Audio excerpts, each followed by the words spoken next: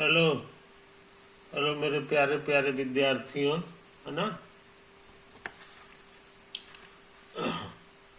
तो हम लोग यूक्लिडियन की ज्यामिति में 4 प्रपोजिशन कर चुके हैं। 4 प्रपोजिशन कर चुके हैं। अभी हम सोच रहे हैं ना 5वां प्रपोजिशन कर लें, समझे। 5वां प्रपोजिशन में हम लोग ये ग्रीन कलर का फोटो बना हुआ है कि नहीं। इससे आप समझ रहे होंगे कि हमको जो है ये गिवन है, दिया हुआ है कि नहीं। ये एक ट्रायंगल है ABC। तो जब भी हम ट्रायंगल बोले तो आप समझ जाइए कि इसके 3 साइड्स हैं और 3 एंगल्स। एक साइड, 2 साइड और तीसरा साइड और 3 एंगल है। एक ये है, एक ये वाला कोना है, एक ये वाला कोना है, समझ गया। यही इस एंगल को बोलेंगे BAC, इस एंगल को बोलेंगे ABC और इस एंगल को बोलेंगे BCA, समझे। ये बोलने का रिवाज है। तो इस ट्रायंगल में कुछ चीजें दी हुई हैं। यहाँ गुड किया हुआ है, ये इशारा कर रहा है कि ये दोनों साइड का मेजर इक्वल है। ये दोनों साइड का मेजर इक्वल है। दोनों क्या मोटा मोटी इसकी लंबाई बराबर है, ठीक। अच्छा, हम लोग क्या साबित करना चाहते हैं सो समझ लो। यहाँ लिख भी दिए हैं कि measure of line segment AB is equal to measure of line segment AC। Show that, साबित करना है कि measure of angle ABC, measure of angle ABC यानी ये वाला एंगल, और measure of angle ACB they are equal, ये हमको साबित करना है, समझे। कोशिश करें। याद रहे, हमको जितना भी काम करना है सब पोस्टुलेट्स की मदद से करना है, या हमारे पास 4 थ्योरम है ना, उनके सहायता ले सकते हैं, समझे कि नहीं। तो इन बातों को याद रखो। बारी बारी से जो काम करेंगे उसका नंबरिंग भी दिया हुआ है। ये देखो ये फोटो में, इसमें 1 कहाँ लिखा हुआ है जी, ये देखो यहाँ लिखा हुआ है। ये इशारा कर रहा है कि ये जो लाइन है ग्रीन कलर का AB है कि नहीं, इसको जो है हम लोग लंबा कर लें। स्केल की मदद से करते हैं, स्केल की मदद से लंबा कर सकते हैं। ऐसा हमारा पोस्टुलेट में लिखा हुआ है कि किसी भी गिवन लाइन को, है ना, आप एक्सटेंड कर सकते हैं, इधर चाहे इधर, जिधर चाहते हैं कर सकते हैं। तो हमने कर दिया इसको। तो यही मेरा पहला काम है, यहाँ तक एक्सटेंड कर दिए, D नाम दे दिए। अच्छा, फिर उसी तरह का काम यहाँ भी कर दें। यही मेरा दूसरा नंबर का काम है। ये देखो 2 लिखा हुआ है, यानी इसको भी एक्सटेंड कर दें, यहाँ तक कर दिए, है कि नहीं। अच्छा, आप जो काम करने जा रहे हैं, तो ये जो हमारा अलग से ब्लू कलर का जो लाइन मिल रहा है, इसमें बहुत सारे पॉइंट्स हैं।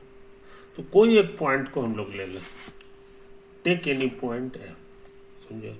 कंस्ट्रक्शन के लिए नहीं, तर्क वितर्क करने के लिए, है कि नहीं। कोई एक पॉइंट हम लोग ले लें, टेक एनी पॉइंट, उसका नाम एक दे दें।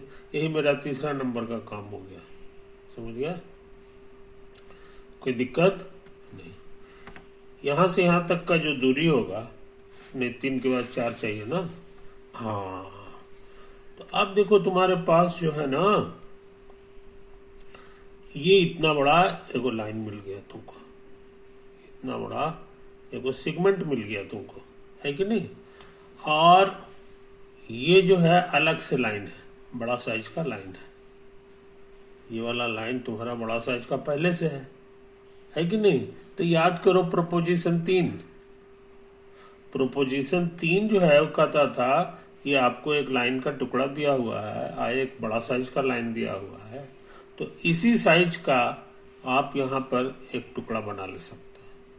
कहने का मतलब, पर कंपास को हम यहाँ पर रख दें, नेडल को इतना, इसको नाप लें नाप के कंपास का नीडल अब यहाँ ले आवे और ऐसा खींच दें तो अपने आप हमको एक पॉइंट मिल जाएगा जो इतना ही लंबा होगा यहाँ से वहाँ।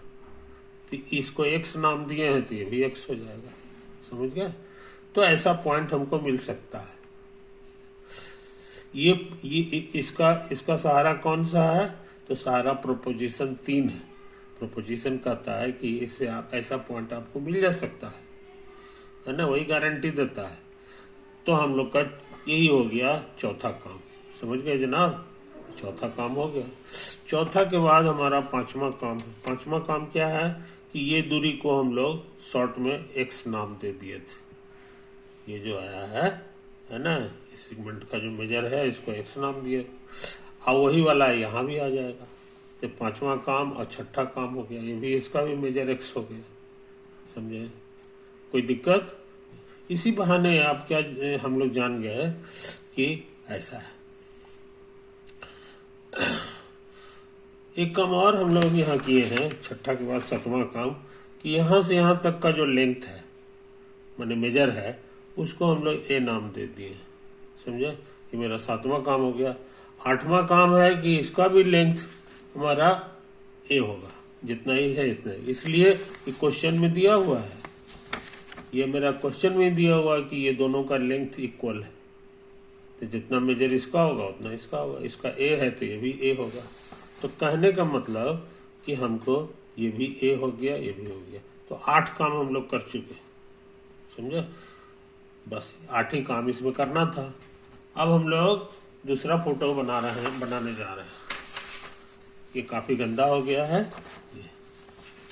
इस फोटो में जो है हम लोग ए को रहने दिए हैं, अब बी एफ को रहने दिया है कि नहीं। ए बी एफ हमारा कहाँ पर था याद करो, ये यही वाला था। ए और बी है कि नहीं। ये तीनों जो है एक लाइन में है तो हम भी उसको फोटो बना दिए। ए बी है ना। उसके बाद एक पॉइंट था मेरा सी, यहाँ पर सी था, ये था ना इधर। तो यही वाला सी हम उतार देते हैं। तो ये वाला सी मेरा इस फोटो में यहाँ पे, इस फोटो में यहाँ पे, तो यही हो गया ए बी सी और यहाँ पर हो गया। कोई दिक्कत नहीं। तो ये एक ट्रायंगल बन गया। ये एक नया ट्रायंगल हमारे पास हमको बन गया है कि नहीं। ये चीज तो 8 काम वहां किए थे। ये मेरा 9वां काम हो गया। 9वां काम में क्या किए कि इसको मिला दिए। इसमें मिला हुआ नहीं था, ये एफ और सी जो है मिलाए नहीं थे, इसको मिला दे सकते हैं। ऐसा मेरा पोस्टुलेट कहता है कि आप कर सकते हैं, है कि नहीं। तो ये हमने कर दिया। अच्छा, ये देखो अब हम इसी तरह का एक ट्रायंगल और बना रहे हैं। इसका नाम है ए बी और जी। कहाँ पर ए बी जी है जरा देख लो। तो ये हो गया हमारा ए है ना, बी और जी। ये देखो टेढ़ा वाला ट्रायंगल हमारा बन रहा है, ए बी जी। इसी ए जी में जो है हमारा सी भी है। तो हम इसी फोटो को यहाँ कर दिए। देखो ए बी नहीं, बी नहीं था जी, गड़बड़ था। ए जी बी नहीं, ठीक तो है। हाँ, ए जी बी, ए जी बी का फोटो हमने यहाँ भी बना दिया। ए है, जी है और बी है। एक नया ट्रायंगल बन गया, है कि नहीं। ये चीज। अब उसके बाद मेरा 9 काम कर चुके थे। 10वां काम है कि इसको मिला दो, इसको मिला दो। इसमें मिला हुआ नहीं था, इसमें मिला हुआ नहीं था। बी और जी जो है मिलाए नहीं थे। बी यहाँ है, जी यहाँ, यानी इसको भी मिला दीजिए और इसको भी मिला दो तो तुमको 2 ट्रायंगल हो गया, है ना। अच्छा, अब ये दोनों ट्रायंगल को जरा गौर से देख लें। 10 काम हो गया। हमारा प्रोग्राम है प्रोपोजिशन 4 लगाने का। कौन सा? प्रोपोजिशन 4। प्रोपोजिशन 4 को याद करो, उसका दूसरा नाम था एसएएस थ्योरम। शॉर्ट में उसको क्या कहते थे? SAS theorem. इसके लिए ये थ्योरम तभी लगता है जब मेरे पास दो ट्रायंगल हो। खुशी की बात, हमारे पास दो ट्रायंगल है कि नहीं? दोनों ट्रायंगल का स्वभाव रहता था कि एक एक साइड दोनों का बराबर इक्वल मेजर का रहता था। तो देखो, इसका ये वाला साइड ये कितना होगा, सब समझ रहे हो? ये वाला था ए से बी तक, ए से बी तक का दूरी का नाम हम लोग क्या रखे थे?